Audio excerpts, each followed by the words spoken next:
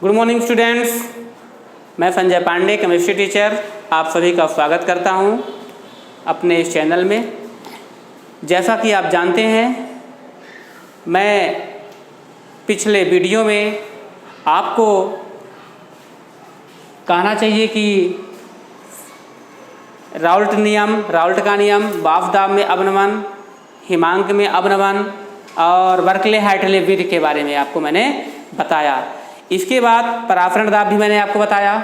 परासरण दाब क्या है, ऑस्मोसिस बताया और इसके बाद डिफ्यूजन भी बताया। तो आप इसको अच्छे से पढ़ लीजिएगा बच्चों। आज मैं वान हाफ फैक्टर के बारे में बताना चाहता हूँ।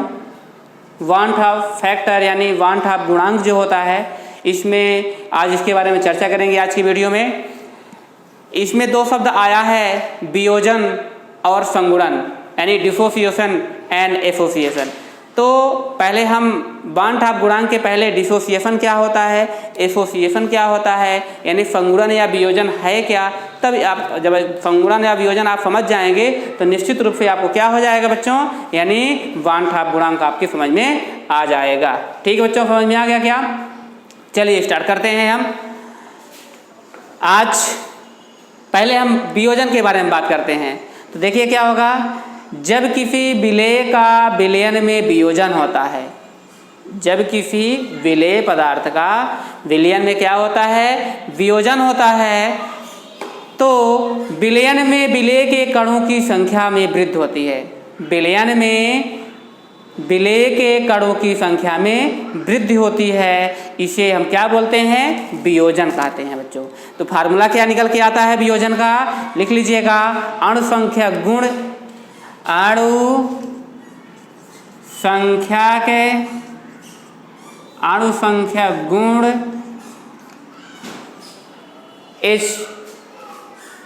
संख्या गुण इस समानुपाती क्या हो जाएगा, कणों की संख्या। क्या हो जाएगा बच्चों, कणों की संख्या। ठीक, अणु संख्या गुण क्या होता है बच्चों, अणु संख्या गुण क्या है, क्या इसके बारे में मैंने आपको पिछली वीडियो में बताया था। विलयन के वे गुण जो विलेय के कणों की संख्या पर निर्भर करते हैं। विलयन के वे गुण जो विलेय के कणों की संख्या पर निर्भर करते हैं, वही क्या कहलाता है, अणु संख्या गुणधर्म कहलाता है बच्चों। तो और आगे चलिए, इसको अगर सॉल्व करना हो तो अणु संख्या गुण यानी एक फार्मूला आपको और मिल जाएगा, अणु संख्या गुणधर्म बराबर अणु संख्या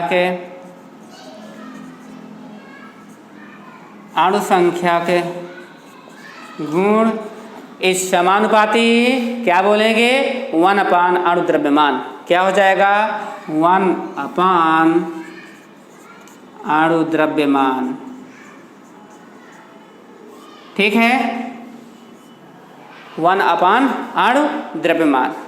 फिर देखिए आगे क्या करते हैं, इसमें कुछ एग्जाम्पल दिया हुआ है। विलेय का वियोजन होने पर उसके अणु द्रव्यमान में कमी आती है, यानी निश्चित रूप से क्या हुआ, यदि विलेय का वियोजन होगा तो उसके अणु द्रव्यमान में कमी होती है। अर्थात हम ऐसा कह सकते हैं कि मान लीजिए हमारे पास क्या है एग्जाम्पल के रूप में, सोडियम क्लोराइड यानी ACl।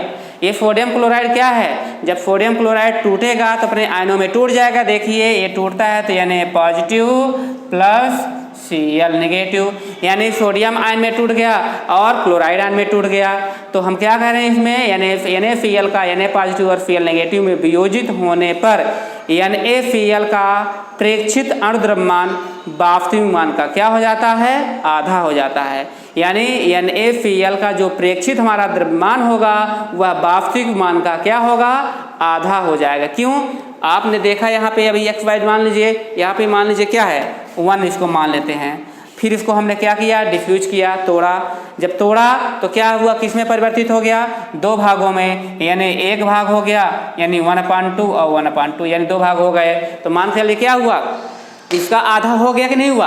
तो इन्होंने कहा है कि वियोजन होने पर NaCl का प्रेक्षित अणु द्रव्यमान वास्तविक मान का क्या, वास्तविक मान का मतलब क्या हो जाएगा, मेरा ये वास्तव में था, इसका क्या हो जाता है, आधा हो जाता है। तो बच्चों हम इसको क्या बोलते हैं, अणु संख्या गुण वियोजन बोलते हैं। क्या बोलते हैं, वियोजन। अणु संख्या गुण क्या होता है, विलयन में विलेय के कणों की संख्या पर जो पदार्थ या जो अणु उपस्थित रहता है या उस पर निर्भर रहता है उसे अणुसंख्यक गुणधर्म कहते हैं। तो डिफिनीशन के रूप में अगर बोला जाएगा तो कह सकते हैं विलयन के वे गुण जो विलय के कणों की संख्या पर निर्भर करता है। विलयन के वे गुण जो विलय के कणों की संख्या पर निर्भर रहता है उसे हम क्या कहते हैं? अणुसंख्यक गुणधर्म। सूत्र हो जाएगा अणुसंख्यक गुणधर्म समानुपाती कणों की संख्या, अणुसंख्यक गुणधर्म समानुपाती 1/, अणु द्रव्यमान। तो ये मैंने आपको इसके बारे में बताया। अब आगे चलते हैं बच्चों, क्या है दूसरा पॉइंट क्या है? एसोसिएशन। क्या होगा? एसोसिएशन। एसोसिएशन मतलब क्या हो जाएगा? संगुणन। संगुणन से अर्थ क्या निकलता है बच्चों? संगुणन का मतलब हुआ एक दूसरे पर यानी जुड़ना। अब देखिए क्या, जब किसी विलयन में विलय के अणुओं का संगुणन होता है, जब किसी विलयन में, डेफिनेशन आपको लिखना हो तो लिख सकते हैं, जब किसी विलयन में विलय के अणुओं का संगुणन होता है, विलय के अणुओं का संगुणन होता है, तो उनके कणों की संख्या में कमी हो जाती है। यानी उनके जब क्या होगा, जब एक दूसरे आपस में जुड़ेंगे तो उनके कणों की संख्या में क्या हो जाती है? कमी हो जाती है। और इसे हम क्या बोलते हैं? संगुणन। उदाहरण के रूप में देखिए, एसिटिक अम्ल को बेंजीन में विलय करने पर वह विलयन में निम्नानुसार द्विलक रूप में पाया जाता है। यानी एसिटिक अम्ल को किस में मिलाना है बच्चों? बेंजीन में मिलाना है। तो एसिटिक अम्ल को बेंजीन में विलय करने पर वह विलयन में निम्नलिखित द्विलक यानी डाइमर के रूप में पाया जाता है। तो यदि मान के चलिए बेंजीन का हम सूत्र C6H6 होता है, और अगर मान के चलिए हम उसकी बात करते हैं, कहना चाहिए एसिटिक एसिड का, तो एसिटिक एसिड का फार्मूला क्या होगा बच्चों? CH3COOH। ये क्या है? एसिटिक एसिड है। क्या है? एसिटिक एसिड है, मतलब CH3COOH। तब देखिए किस पर निर्भर रहा है, यानी C स्ट्रक्चर देखते हैं CH3, इसके बाद क्या हो जाएगा C⋯O सिंगल बॉन्ड O। अब देखिए यहाँ पे अभी एक बॉन्ड खाली हो रहा है, तो क्या करेंगे हम यहाँ पे CH3COO -H, ये बॉन्ड ही है, ये हाइड्रोजन यहाँ भी कंप्लीट हो गया। इसके बाद देखिए क्या होगा CH3C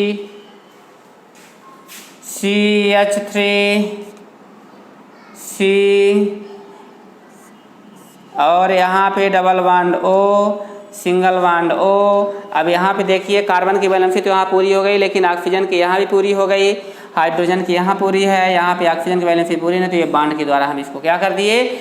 ऐड कर दिए, यानी जोड़ दिए। तो यानी ऊपर बॉन्ड हो गया। अब नीचे कौन सा बॉन्ड लगेगा बच्चों? यानी कहना चाहिए कि ये आ गया। इसको क्या बच्चे बोलते हैं? इसको बोलते हैं हाइड्रोजन बॉन्ड। इसको क्या बोलते हैं? Covalent bond.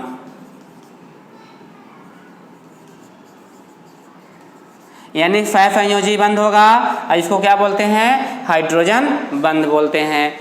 कोवैलेंट बॉन्ड होता है, सहसंयोजी बंध के माध्यम से बंधा होता है। अब आगे देखिए क्या कहा उन्होंने, एसिटिक अम्ल को बेंजीन में विलय करने पर वह विलयन में निम्नलिखित द्विलक के रूप में पाया जाता है। द्विलक यानी डाइमर आपका प्राप्त हो चुका है CH3COOH। अगर आप सूत्र की बात करें तो देखिए CH3COOH, अगर हम इसकी बात करते हैं तो देखिए क्या हुआ CH3COOH, और इसकी बात करता हूँ तो क्या हो जाएगा CH3COOH। यानी क्या हुआ, ये दोनों सूत्र हैं और इनका नाम क्या होता है, यानी एसिटिक एसिड है।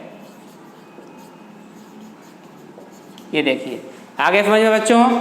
फिर आगे देखिए कि अर्थात एसिटिक अम्ल का अणु द्रव्यमान 120 प्राप्त होता है, जबकि उसका वास्तविक द्रव्यमान या सामान्य द्रव्यमान 60 होता है। यह दर्शाता है कि एसिटिक अम्ल विलयन में द्विलक के रूप में उपस्थित होता है। ये प्रायोगिक वैल्यू होगी थी, एक्सपेरिमेंटल वैल्यू होगी 120 और 60 होता है जो बताया। हम इसको आपको यानी कहना चाहिए कि इसको एक्सपेरिमेंट के आधार पर प्राप्त किया जा सकता है। तो ये रहा आपका द्विलक और यानी वियोजन और फंगुड़न। तो वियोजन फंगुड़न के बारे में समझ में आ गया। आपको 2 पॉइंट ध्यान रखना है। जब किसी विलेय का विलयन में वियोजन होता है, जब किसी विलेय का विलेय में वियोजन होता है, विलयन में वियोजन होता है, तो विलयन में विलेय के कणों की संख्या में वृद्धि होती है। विलयन में विलेय के कणों की संख्या में, यानी कणों की संख्या में अगर वृद्धि होगी तो वियोजन कहेंगे। और जब किसी विलयन में विलेय के अणुओं का फंगुड़न होता है तो कणों की संख्या में कमी हो जाती है, यानी इनमें कणों की संख्या में कमी होगी और इसमें वृद्धि होगी। इतना थोड़ा ध्यान रखेंगे। अब हम चलते हैं वान ठाप गुणांक के बारे में। तो बच्चों मैं इसको मिटा रहा हूँ, आप इसको अच्छे से पढ़ लीजिएगा। चूँकि ये वियोजन था और फंगुड़न था, थोड़ा मैंने इसके बारे में बताया। अब जो अपना मेन पॉइंट है हमारा वान ठाप गुणांक, तो वान ठाप गुणांक के बारे में देखिए क्या होता है वान ठाप गुणांक। तो फंगुड़न या वियोजन की मात्रा को अभिव्यक्त करने हेतु डिफिनीशन आपको अगर लिखना हो तो लिख सकते हैं। किसकी डिफिनीशन? वान ठाप गुणांक की। संगुणन या वियोजन, यानी कहना चाहिए फंगुड़न को हम क्या बोलते हैं? Association and dissociation. तो फंगुड़न या वियोजन की मात्रा को अभिव्यक्त करने हेतु वान ठाप ने, किसने? वान ठाप ने सन 1886 में, किसने? वान ठाप ने 1886 में, वान ठाप ने 1886 में क्या किया? एक कारण दिया जिसे वान ठाप कारक या आई कहते हैं। मतलब संगुणन या वियोजन की मात्रा को अभिव्यक्त करने हेतु वान ठाप ने 1886 में, वान ठाप ने 1886 में क्या दिया? कारक, एक फैक्टर बताया उन्होंने, और उस फैक्टर को क्या बोलते हैं? आई। आई क्या है हमारा? वान ठाप गुणांक। डिफिनीशन समझ में आ गई। वान ठाप ने 1886 में किसके लिए? संगुणन या वियोजन। 2 पॉइंट आप लिखना चाहते हैं, क्या लिखेंगे यहाँ पे? चाहे या तो संगुणन या वियोजन, संगुणन या वियोजन की मात्रा को अभिव्यक्त करने हेतु, संगुणन या वियोजन की मात्रा को अभिव्यक्त करने हेतु वान ठाप ने 1886 में एक कारक दिया।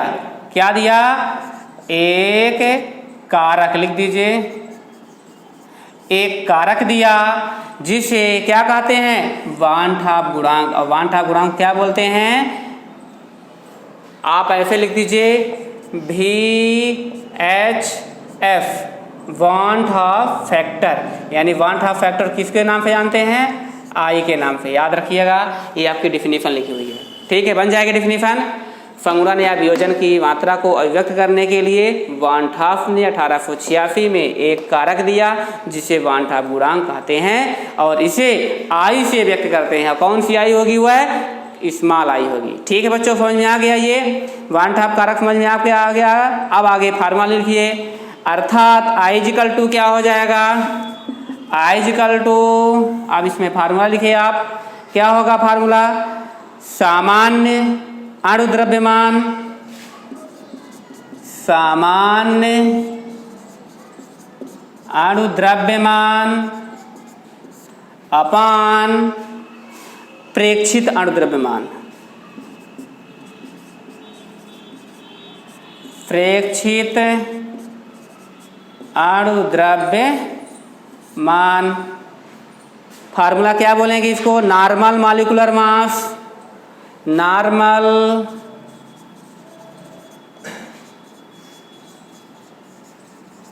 मॉलिक्यूलर मास अपान प्रेक्षित अणु द्रव्यमान। अब प्रेक्षित में क्या बोल देंगे उसको?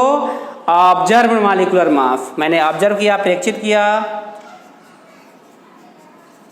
ऑब्जर्व्ड मॉलिक्यूलर मास, यानी नॉर्मल मॉलिक्यूलर मास हो जाएगा एक, और इसको क्या बोलेंगे? ऑब्जर्व्ड मॉलिक्यूलर मास हो जाएगा। अगर इसको हम क्या बच्चे, मतलब इसको अगर हम फैम्बल में दर्शाते हैं तो क्या बात करते हैं? MT/MO। क्या हो जाएगा आपको? MT/MO। ओ का मतलब होगा ऑब्जर्व, टी का मतलब होगा थ्योरेटिकल। सामान्य अणु द्रव्यमान जो हमारा क्या होता है, थ्योरेटिकल से होता है, तो हम उसको क्या बोलेंगे, थ्योरेटिकल। क्योंकि सामान्य को हम सैद्धांतिक भी कहते हैं, क्या बोलते हैं, सैद्धांतिक। ये सामान्य को क्या बोला गया, सैद्धांतिक, और सैद्धांतिक को क्या बोलते हैं, थ्योरेटिकल। यानी थ्योरेटिकल के माध्यम से हम प्राप्त करते हैं और इन्होंने इसको प्रेक्षित किया यानी ऑब्जर्व मैंने किया, तो फार्मूला क्या हो जाएगा, सामान्य या सैद्धांतिक अणु द्रव्यमान, और क्या बोलेंगे इसको, नॉर्मल और मॉलिक्यूलर मास, और ये आपका हो जाएगा ऑब्जर्व मॉलिक्यूलर मास। यानी आप इतना याद रखिए, I = mT अपान mo। याद हो गया आपको, I = mT अपान mo। अब आगे चलिए, अणु द्रव्यमान का मान अणु संख्या गुण के व्युत्क्रमानुपाती होता है। यानी हमारा जो अणु द्रव्यमान होगा, तो अणु द्रव्यमान का जो मान होगा वह अणु संख्या गुण के व्युत्क्रमानुपाती होता है। अतः वान ठाप गुणांक I को निम्न प्रकार से भी व्यक्त किया जाता है। तो कैसे व्यक्त किया जाएगा, तो लिख दीजिए, उसका भी फार्मूला लिख दीजिए। I = क्या हो जाएगा, I = अणु संख्या गुण का प्रेक्षित मान अपान अणु संख्या गुण का सामान्य मान। यानी I = हो जाएगा अणु संख्या के अणु संख्या गुण का प्रेक्षित मान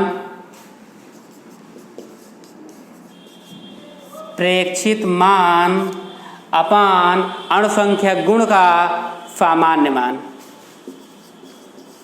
अणु संख्या के गुण का सामान्य मान। इसको आप अगर इंग्लिश में भी लिखना चाहते हैं तो लिख दीजिए, observe value of qualitative property,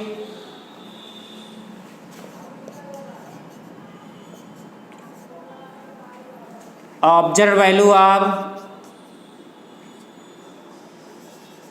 observe, ओ भी देखिए, इस पे लिख लीजिएगा OBFER,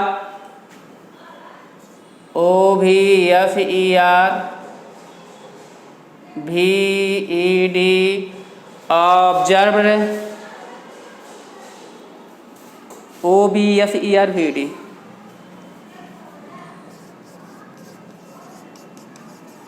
ऑब्जर्व क्या हो जाएगा, observe value of colligative property,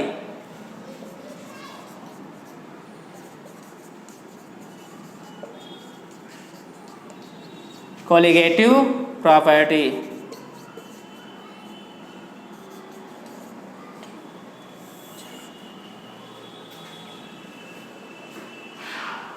observe OBFER VED।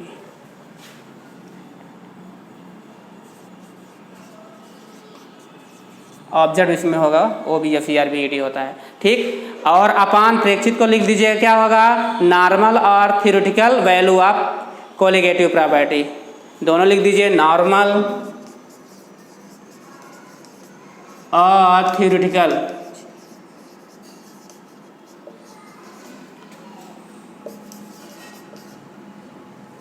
Value of colligative property.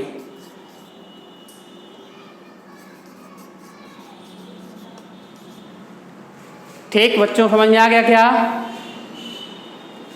तो I = क्या हो जाएगा, अणुसंख्या गुण का प्रेक्षित मान, यानी अणुसंख्या गुण का प्रेक्षित मान अपान क्या हो जाएगा, अणुसंख्या गुण का सामान्य मान। यहाँ पे क्या था, I = सामान्य अणु द्रव्यमान अपान प्रेक्षित अणु द्रव्यमान, यानी नॉर्मल मॉलिक्यूलर मास अपान ऑब्जर्व मॉलिक्यूलर मास। और अब जब I का जो मान होगा वह एक दूसरे के व्युत्क्रमानुपाती हो जाता है, अणु संख्या गुण के व्युत्क्रमानुपाती होता है, तो क्या हो जाएगा,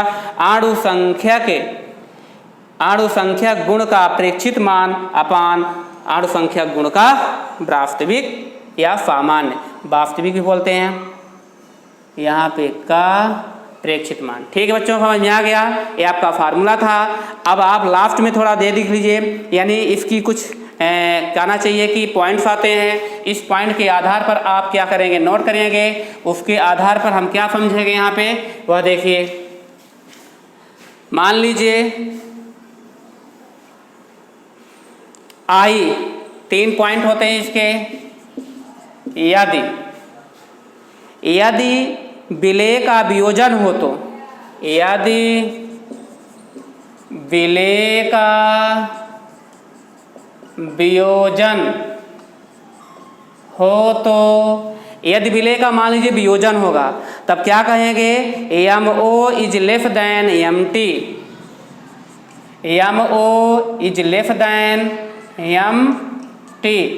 MT मतलब आपका हो जाएगा, आपको मॉलिक्यूलर थियोरेटिकल मॉलिक्यूलर हो जाएगा, और MO मतलब ऑब्जर्व मॉलिक्यूलर हो जाएगा। ठीक है, ऑब्जर्व मॉलिक्यूलर मास और थियोरेटिकल मॉलिक्यूलर मास। तो अगर मान लीजिए यदि विलेय का वियोजन हो तो MO is less than MT तथा I इज ग्रेटर देन 1।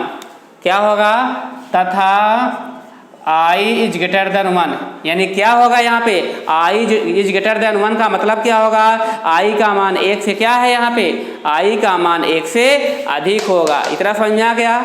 ये पेपर पूछता है यदि विलेय का वियोजन हो तो MO is less than MT तथा I इज ग्रेटर देन 1, यानी I का मान क्या होगा, यहाँ पे 1 से अधिक होगा।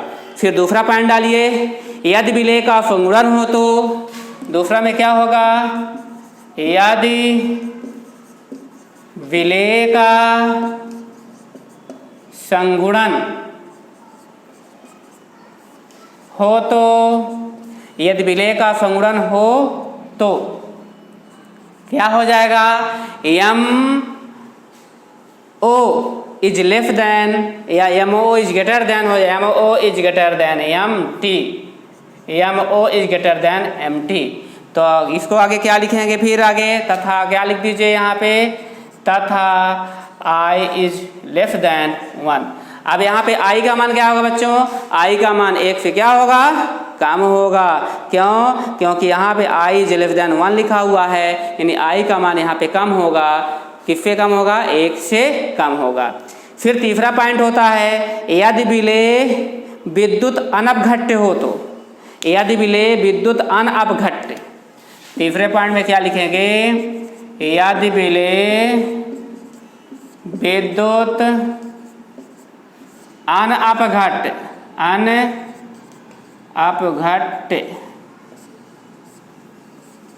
हो तो तब क्या होगा, यदि विलेय अनपघट्य होगा तो इसके लिए हम क्या करें, नॉन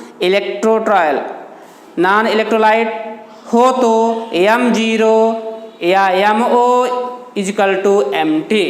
क्या हो जाएगा, M0 ना कहा जाए बल्कि MO is greater than, MO is equal to MT। Greater than भी नहीं होगा और MT होगा, यानी दोनों एक दूसरे के क्या हो जाएंगे, इक्वल हो जाएंगे। और कब होगा, अनपघट्य। अनपघट्य मतलब क्या, नॉन इलेक्ट्रोलाइट, यानी उसमें कुछ भी नहीं हो सकता। और जब दोनों एक दूसरे के बराबर हो जाएंगे, I का मान क्या होगा बच्चों, I का मान क्या होगा, I का मान हो जाएगा आपका 1, यानी I एक दूसरे के क्या हो जाएगा, बराबर हो जाएगा। ठीक है, तो इसकी सहायता से आप नोट कर सकते हैं। और देखिए इसमें बांठा गुणांक के बारे में मैंने आपको बता दिया। और इसके बाद क्या करेंगे, हम इसके थोड़ा संबंध देख लेते हैं, क्योंकि I का मान यहाँ पे थोड़ा एक बार और देख लीजिए। यदि विलेय का वियोजन हो रहा है, यदि विलेय का संगुणन हो रहा है, और यदि विलेय का विद्युत अनपघट्य हो रहा है, यानी यदि विलेय का वियोजन होगा तो M0 is less than MT। M0 का मतलब होगा ऑब्जर्व मॉलिक्यूलर मास, MT का मतलब होगा थियोरेटिकल मॉलिक्यूलर मास, तथा I इज ग्रेटर देन 1, यानी यहाँ पे क्या होगा, I का मान 1 से क्या होगा, अधिक होगा।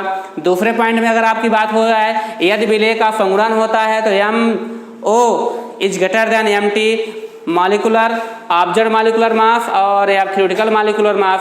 तो अगर ऐसी स्थिति आती है तो क्या होगा, I इज लेस देन 1, यानी यहाँ पे 1 I का मान 1 से कम होगा। यदि विलेय विद्युत अनपघट्य हो तो M0 या MO इजकल टू MT, यानी दोनों का मान एक दूसरे क्या होगा, बराबर। फार्मूला मैंने आपको बता ही दिया हूँ, क्या हुआ, I equal to AMT upon O।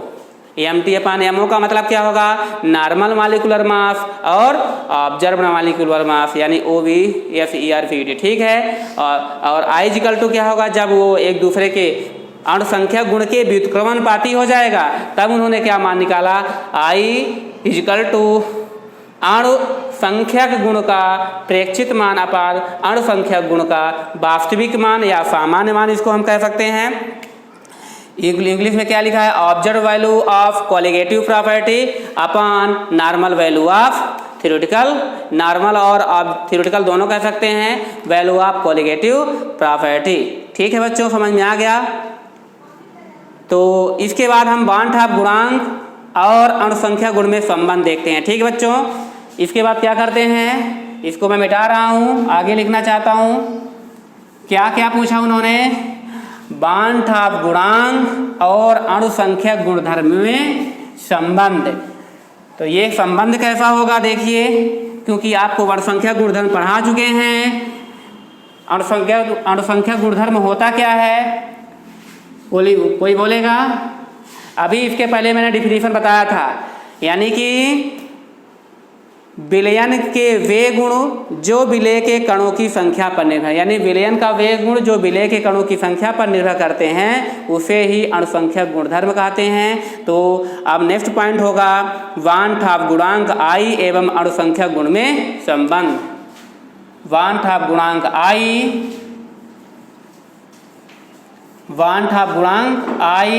एवं अणुसंख्यक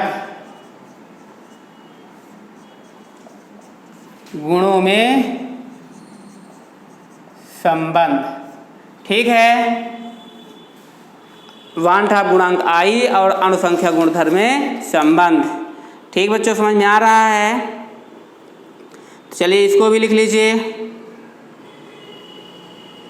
कोलिगेटिव प्रॉपर्टी बोला जाता है अणुसंख्या गुणधर्म को।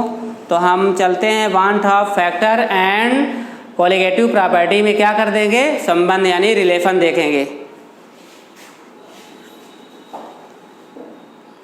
पहला पॉइंट देखिए क्या कहता है, वाष्प दाब में आपेक्षिक अवनमन। वाष्प दाब में आपेक्षिक अवनमन, वाष्प दाब में आपेक्षिक अवनमन, वाष्प दाब में आपेक्षिक अवनमन। दूसरा पॉइंट क्या कहा, क्वथनांक में उन्नयन,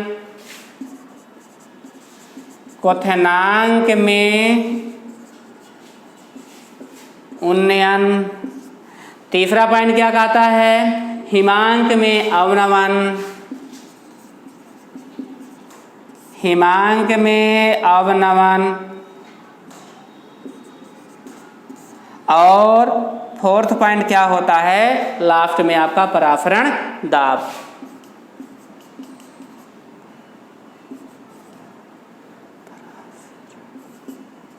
परासरण दाब। ठीक है बच्चों, ये हुआ। तो अब आपको पता होगा इनका सभी का फार्मूला, आप सभी को पता होगा। XV इक्वल टू क्या होता है, PA standard minus PA upon PA standard, यानी क्या होगा formula, XV equal to PA standard minus PA upon PA standard. यहाँ क्वथनांक में उन्नयन का फार्मूला क्या होगा, डेल्टा TF, नहीं F नहीं होगा, डेल्टा TB होगा। क्या यही था ना, delta TB equal to KVM। क्या था, KVM, यही था कि नहीं था, याद है आपको। और हिमांक के अवनमन का फार्मूला बताइए, डेल्टा TF था, delta TF equal to KFM। परासरण दाब को किससे दर्शाते हैं बच्चों, पाई से दर्शाते हैं। और पाई इक्वल टू होता क्या है, NV अपान NV इंटू RT। ये आप फार्मूला पढ़े हैं कि नहीं पढ़े हैं, ये बताइए आप। Equal to CRT, equal to CRT, इतना आप पढ़ चुके हैं कि नहीं पढ़े हैं। बाफ दाब में आपेक्षिक अपवरण का formula X B equal to P A standard minus P upon P A standard, ये था पहला। दूसरा पॉइंट था delta T B equal to K B M. तीसरा पॉइंट था delta T F equal to K F M. और pi equal to क्या हो जाएगा, पाई क्या है, बाफ पराफर दाब को पाई से दर्शाते हैं, पाई इक्वल टू एन भी एन अपान भी into R T equal to C R T. ये आपका क्वेश्चन। अब इसमें क्या कहा उन्होंने, relation between van't Hoff factor and colligative property. क्या होगा, van't Hoff factor and colligative property में क्या करेंगे, हम संबंध देखेंगे, रिलेशन देखेंगे। तो देखिए क्या हुआ इन्होंने। अब अच्छा, वांट ऑफ गुणांक को आई से दर्शाते हैं और जो वांट ऑफ फैक्टर हमारा है ये सभी उन्हीं का चिन्ह बना हुआ है। ठीक है बच्चों, चलिए तो अब इसके बाद क्या करते हैं, इनमें आई लगा देंगे तो क्या बन जाएगा आपका, वांट ऑफ गुणांक और इसमें संबंध बन जाएगा। तो पी ए स्टैंडर्ड यानी आपका कहना चाहिए, इसको अगर यहाँ पे भी लिख दें तो कोई दिक्कत तो नहीं है, एक्स बी, तो इसके पहले मैंने आई लगा दिया और आई के बी एम। आई शब्द मैंने क्यों यूज कर रहा हूँ, आई के बी एम का मतलब क्या हो जाएगा, वांट ऑफ गुणांक आई लगा दूंगा तो दोनों के बीच में क्या बन जाएगा, संबंध। हिमांक में और आप पढ़े हैं delta T F equal to K F M है, तो आप क्या पढ़िए, आई के एफ पढ़िए। इसके बाद पराफरण दाब जो है, पराफरण दाब पाई इक्वल टू हो जाएगा I N upon V into R T, और यह किसके बराबर हो जाता है, आई सी आर टी के। तो क्या रहा बच्चों, ये 4 पॉइंट हो गए अपने पास। और क्या है ये, relation between van't Hoff factor and क्या होगा, कॉलिगेटिव प्रॉपर्टी। ठीक है बच्चों, ये फार्मूला याद कर लीजिएगा क्योंकि ये कंपटीशन में भी क्वेश्चन पूछा जाता है। ठीक है, यानी दोनों के बीच में संबंध पूछा जाएगा और उसके बीच में आप संबंध, ये फार्मूला आपको याद रखना चाहिए। क्योंकि यहाँ पे इतना याद रखना है कि आपके पास फार्मूला पहले से था, डेल्टा टी एफ या delta T V equal to K V M आप पता पहले से था, हमने यूज किया सिर्फ आई। अब आई क्या है, वांट ऑफ गुणांक। और इसमें क्या हुआ, pi equal to n V upon R T आप सुने होंगे, pi equal to n V upon R T में मैंने क्या लगा दिया, आई लगा दिया, pi equal to i N upon भी into R T equal to i C R T. तो ये आपका क्या रहा, वांट ऑफ गुणांक और अणुसंख्या गुणों में संबंध, relation between van't Hoff factor and colligative property. ठीक है बच्चों, समझ में आ गया। तो आपका ये खत्म होता है वांट ऑफ गुणांक, वांट ऑफ फैक्टर के बारे में मैंने आपको बताया, रिलेशन भी बता दिया और वियोजन और संगुणन के बारे में मैंने आपको बताया। तो मैं आपसे उम्मीद करता हूँ कि आप घर में इसको अच्छे से पढ़िए, समझिए और यदि आपको अच्छा लगे तो थोड़ा कमेंट्स भी कर दिया करिए कि सर बहुत अच्छा है, आप इसी तरह से हमें देते रहें और हम पढ़ते रहेंगे। तो बच्चों, आज का ये वीडियो वांट ऑफ गुणांक के बारे में था और मैं इसको ख़त्म किया। तो अगर ये वीडियो पसंद आया हो तो अपने मित्रों को ज़रूर बताइए, सेंड कीजिए। Thank you for watching video.